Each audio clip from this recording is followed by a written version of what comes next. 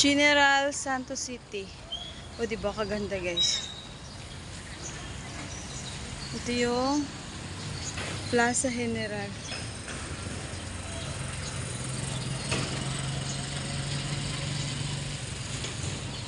Plaza General, guys.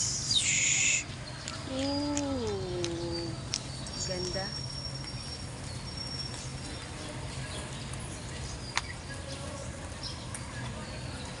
May Catholic Church dyan, guys.